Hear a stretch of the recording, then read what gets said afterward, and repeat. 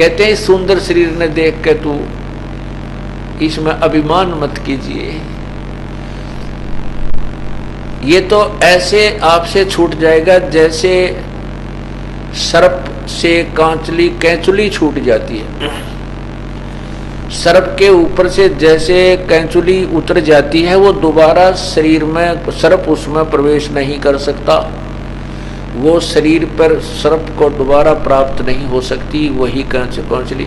तो यह उदाहरण देती है, शरीर ऊपर जो आपका है कवर, ये एक कैंचुली जैसा है, जैसे सर्प की कैंचुली होती है, और अंदर जो प्राणी है, जीव है, और वो सूक्ष्म शरीर है, वो अलग है, वो इससे बहुत भिन्न है, और वो जीव के साथ रहता है। जैसे सर्प ने अपनी ऊपर की वह कवर त्याग दिया, इस प्रकार ये शरीर है। तो ऐसे ही कहते हैं, इस शरीर ने देखकर तो अभिमान मत कर, मत बोला भगवान, एक बार तेरे हाथ से छूट गया शरीर तो जैसे सर्प कांचली त्याग जाता है, इसे छोड़कर चला जाएगा, दोबारा इसमें प्रवेश तो नहीं हो पाएगा।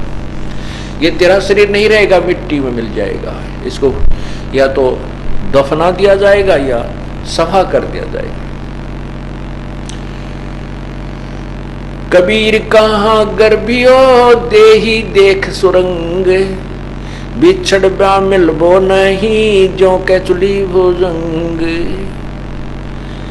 कबीर कहाँ गर्भियो इस जोबन की आस, के सो फूले विचार फिर खंखर वहे पलाश। कबीर कहाँ गर्भियो ऊंचा देख आवासे, काल पर भूले टेना तेरे ऊपर जमेगा से। परमात्मा कहते हैं, कहाँ ये 2-3 मंजिल की कोठी बना के फूला फिरे है नालायक नादान, ये मृत्यु हो जाएगी, कल जमीन पर लेटेगा, वहां सभा कर दिया जाएगा, और तेरे उस शरीर के ऊपर फिर घास जमेगी, और वहां गधे खाएंगे, उस पर लोट लगाएंगे। कबीर कहाँ गर्भियो ये ऊंचा देख आवासे, कल पड़े भूमि लोटना ऊपर जमेगा से। कबीर कहाँ गर्भियो ये चामल पेटे हड, हैवर छत ऊपर छतर तल ते भी देवा खंड। कहते इस शरीर को देखकर तो इतना मत अभिमान करे, ये कुछ भी सौदा नहीं है, ये तो चाम के अंदर हाड़ लपेट रखे। और जिन राजाओं के ऊपर छतर तना करते थे, छतर ऊपर ऐसे लेकर चले जाते थे, और नीचे हाथी पर या घोड़ों पर विराजमान होता था, कहते हैं वो भी या तो गड्ढे में दबा दिए गए हैं यानी कब्र में, या उनको सभा कर दिया गया है। वो चले गए अपनी पूर्व जन्म की कमाई को व्यर्थ करके, जिन्होंने सत साधना नहीं की। कबीर कहाँ गर्भियो ये चाम लपेटे हड, हैवर ऊपर छत्र तले ते भी देवा खड। खड्डे में दबा दिए गए। कबीर कहाँ गर्भियो ये काल गह कर केश, ना जाने कित मार सी के घर के परदेश।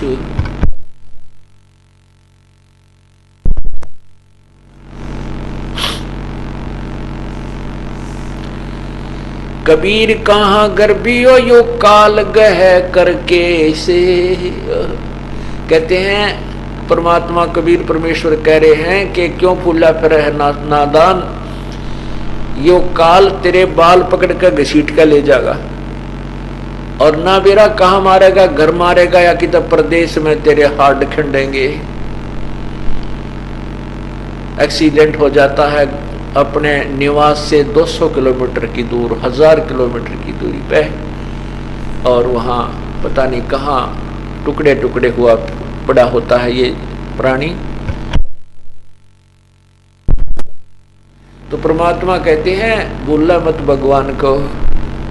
कबीर कहाँ गर्बियो यू काल गह करकेश, ना जाने कि तुम्हारेगा भाई के घर के परदेश।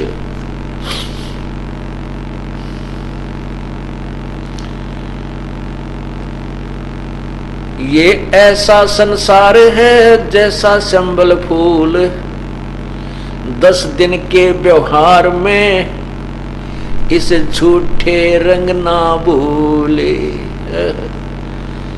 क्या बताते हैं कि ये संसार, ये जीवन जिसको तू अपना मानता है और इसी में तू सुख ढूंढना चाहता है, जैसे प्रत्येक व्यक्ति का, बहन और भाई का एक विशेष दृष्टिकोण होता है कि मैं अब बालक हूँ, फिर जवान होऊंगा, युवा होऊंगा, मेरा ब्याह होगा, शादी होगी और शादी के बाद फिर मेरी संतान होगी और मैं अच्छी कमाई करूंगा, बढ़िया मकान बनाऊंगा, अपने बच्चों को अच्छी शिक्षा दूंगा, उनके लिए अच्छी संपत्ति जोड़ूंगा, फिर उन बच्चों का विवाह करूंगा और फिर पोते हो जाएंगे, पोती होंगी, देवती हो जाएंगी और फिर मैं बुढ़ापे में मौज करूंगा। यह भूल है इंसान के। कहते हैं बुढ़ापे में तो मौज कर ली, तेरा जिए जानेगा जिसी मौज करेगा। अब ये ज्ञान बिना हम ऐसे अपने ही आप संकल्प विकल्प करके और सेट रहते हैं। कहते हैं कबीर ये ऐसा संसार है जैसा संबल फूल, और 10 दिन के व्यवहार को इस झूठे रंग ना भूल। सुवै संबल से या लागे डोडे ढूंढे।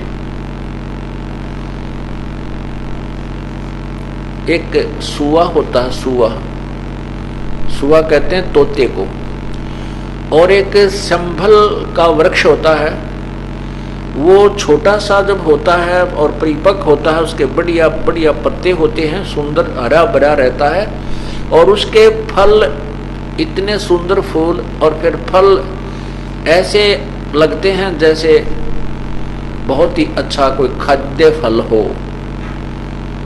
लेकिन उसके फल में, संभल के वृक्ष के फल में रुई होती है,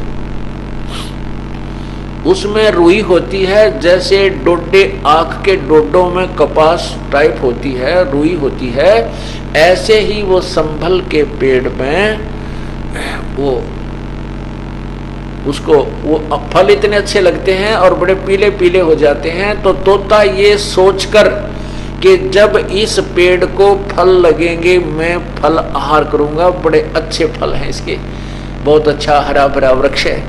और जब वो फल परिपक्व हुए और तोते ने मारी चोंच आछी जचा के बढ़िया, क्योंकि उसको सोचकर ये फल बहुत मीठा मिलेगा क्योंकि वो परिपक्व हो चुका था।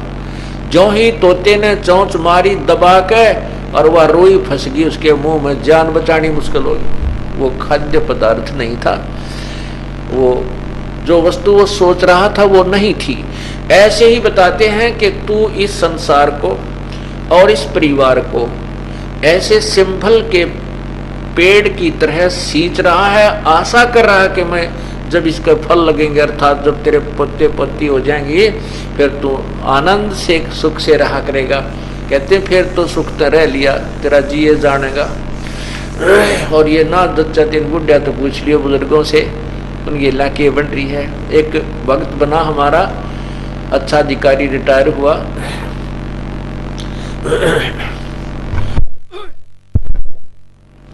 तो उसने फिर ये सुना ज्ञान, तो वो कहने लगा जी कि जो आशा थी उसके विपरीत सारे काम हुए।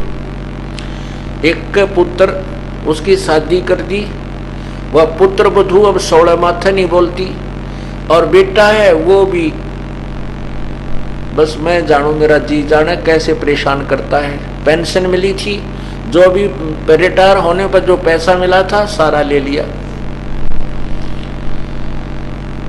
तो दूसरा कहता है कि पैसा भी ले लिया, ले लो, और पेंशन भी ले लो, नाले टॉर्चर भी कर दे।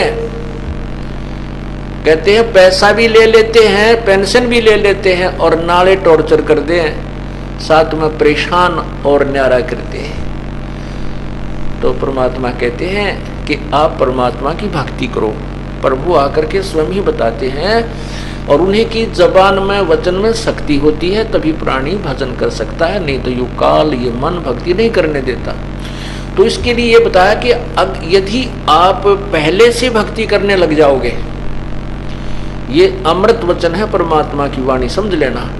यदि आपको पहले से ये तत्व ज्ञान मिल जाता और ये सत साधना मिल जाती, तो आपके अंदर इतनी भक्ति कमाई बन जाती कि आपके पुत्र वधु, आपके पुत्र पौत्र आपके बैठे की सेवा करते।